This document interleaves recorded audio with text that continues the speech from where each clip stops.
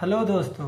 एक शख्स ने अपनी ही पत्नी और अपनी सास का पत्थरों से पीट पीट कर बड़ी बेरहमी से ले लिया जान। अस्सलाम वालेकुम, आदाब दोस्तों। उम्मीद करता हूँ आप लोग ठीक होंगे। मैं भी बिल्कुल ठीक हूँ। और मैं आज आपको लेके चलता हूँ उड़ीसा के मयूरभंज ज़िले में, जहाँ से एक ऐसी खौफनाक घटना सामने आई है जिसने सबको परेशान कर दिया है। एक आदमी जिसका नाम देवाशीष बताया जा रहा है, उसकी शादी से पहले किसी और लड़की से प्रेम संबंध था। तो उसके घर वालों के लाख समझाने बुझाने के बाद उसने उसने उस लड़की से बात करना छोड़ दिया, पर उसे भूल नहीं पा रहा था। देवाशीष के घर वालों ने सोचा क्यों नहीं इसकी शादी करवा दी जाए, ताकि उस लड़की को भूल जाएगा, जैसे कि हर घर के लोग सोचते हैं, हर घर वाले सोचते हैं ये चीज़। तो फिर उसके घर वालों ने मिलकर उसकी शादी करवा दी। पर पत्नी सुनीता को आने के बाद उस प्रेमिका को भूल नहीं पाया। अपनी पत्नी में उस प्रेमिका को ढूंढता था। शादी उसके बाद शादी के कई महीनों के बाद उसने उसने फिर से वो अपनी प्रेमिका से बात करना शुरू कर दिया। कई कई दिनों के बाद बात करने के बाद उसकी पत्नी को मालूम हुआ है कि उसकी पति की कोई प्रेमिका है जिससे वो बातें करता है। उस चीज़ को लेकर के उसके घर में लड़ाई झगड़ा शुरू हो गया। उसके बाद उसने कई दिन झगड़ा लड़ाई चलने के बाद उसने पति नहीं समझा, तो पति ने क्या किया कि वो खुद की माँ को बता दिया ये सब बात, इस तरह की चीज़ हो रही है, घर में लड़ाई झगड़े हो रहे हैं इस बातों को लेकर के। तो उस लड़की की सास ने उस लड़के को कई बार समझाया। समझाने बुझाने के बाद उस लड़का तो एकदम समझ लिया बुझ लिया। उसके बाद वो घर के बाहर चला गया। उसको बहुत ज़्यादा गुस्सा आया कि ये हम दोनों की पति पत्नी के बीच की बात थी, उसने सास को क्यों बताई। इस बात को लेकर उसे बहुत गुस्सा आया और उस टाइम तो उसकी सास जो समझाई तो उस टाइम घर के बाहर चला गया वो। उसके बाद शाम में वापस आया। उसके बाद घर में गए बाद फिर से वो पत्नी से लड़ने झगड़ने लग गया। लड़ना झगड़ना इतना ज़्यादा बढ़ गया कि उसने घर में पत्थर एक रखा हुआ था, पत्थर से उठा करके पत्नी को सर पे मार दिया। मारने के बाद उसकी पत्नी को सर पे ज़्यादा गहरा चोट पड़ने से वो ज़मीन पे गिर गई और बेहोश हो गई। उसकी सास ने देखा कि घर में लड़ाई झगड़ा हो रहा है बेटी के बीच में, तो वो बीच बचाव करने आई। तो उसकी सास उसको जब देखी कि उसकी बेटी ज़मीन पे गिरी हुई है, तो उसको उठाने की कोशिश करी, सोची बेहोश है, उसको पानी पिलाई, लेकिन कुछ होश नहीं आया। तो मालूम पड़ा कि थोड़ी देर में कि वो मर गई है।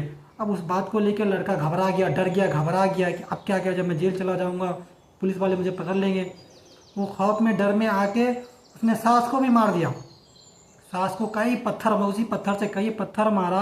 मारने के बाद दोनों की लाश को वहीं घर में छुपा दिया। सबसे हैरानी की बात यह है कि 4 दिन तक उसी घर में वो लड़का खाना बनाता खाता रहता था दोनों लाश के साथ। उसके बाद शाम के टाइम उठता, दिन भर घर में रहता, शाम के टाइम उसको दोनों को लाश को ठिकाने कहाँ लगाया जाए ये सोचता था। 3 या 4 दिन रहने के बाद क्या हुआ कि चौथे दिन उसको घर के पीछे एक नींबू का बगीचा था। नींबू के बगीचे में गड्ढा खोद के दोनों लाश को दफना दिया। दफनाने के बाद उसके ऊपर केला का एक पेड़ लगा दिया, 1 या 2 पेड़ लगा दिया। उसके बाद वो नॉर्मल घर में आके रहने लग गया। तो उसके जो आस के पड़ोस के जो लोग थे वो लोग सोचते थे कि ये लोग कहाँ चले गए, सोने का इसकी माँ कहाँ गई। तो उसके आस के पड़ोस के लोग परेशान थे इस चीज़ को लेकर कि कहाँ गए। कई बार उसको पूछा गया कि भाई आपकी वाइफ कहाँ गई है, सोनालिका कहाँ गई, सोमन कहाँ गई है। तो वो डेली एक बहाने बनाता कि यहाँ गई है, वहाँ गई है, डॉक्टर के पास गई है। एक लोगों को एक कहानी बताता, एक लोगों को एक कहानी बताता। तो उनको पड़ोसियों को शक हो गया। तो उन लोगों ने क्या किया, पुलिस में इन्फॉर्म कर दिया। पुलिस को बता दी कि इस तरह की घटना है, तो इस तरह का आदमी गायब है, नहीं मिल रहा। पुलिस वाले आके उसके पूरे घर की तलाशी ली, जांच पड़ताल किया और कुछ नहीं मालूम पड़ा। तो उस शख्स को उठा के ले गया जिसका नाम दिव्यशेष बताया जा रहा है। उसको उठा के ले गया। उसके काफ़ी पूछताछ के बाद उसने कुछ नहीं बताया, बस उसी तरह घुमाता फिराता रहा पुलिस वाले को। तो पुलिस वाले ने बोला कि ठीक है, उसका मोबाइल नंबर दो। मोबाइल नंबर लेकर उसने पुलिस वाले ने चेक किया कि लास्ट लोकेशन कहाँ का है, कहाँ तक का था। तो उसका लास्ट लोकेशन मालूम किया तो मालूम पड़ा कि उसके घर में का ही लास्ट लोकेशन था। मोबाइल उसका जब स्विच ऑफ बंद हुआ, उसके घर में ही बंद हुआ। तो इस चीज़ को लेकर पुलिस ने, और वो शक ज़्यादा ज़्यादा शक हो गया कि ज़रूर इसी का काम है। तो उसको ज़्यादा सख्ती से मार पीट करके उससे पूछा गया कि इस तरह का काम ये आदमी है कहाँ, बताओ तुम।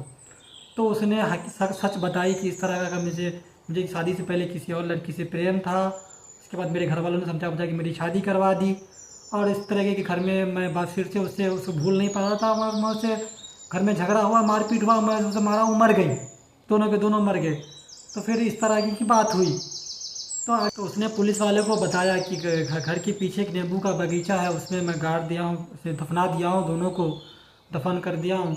तो फिर पुलिस वालों ने उसको जो भी है खन के पोस्टमार्टम जो भी है करके फिर वापस दफन का अंतिम संस्कार कर दिया। जैसे ही आपको आगे की रिपोर्ट आती है, मैं आप लोगों को आगे की रिपोर्ट बताता हूँ मैं। आप लोग कमेंट करिए, कमेंट करके बताइए आपकी ये स्टोरी कैसी लगी।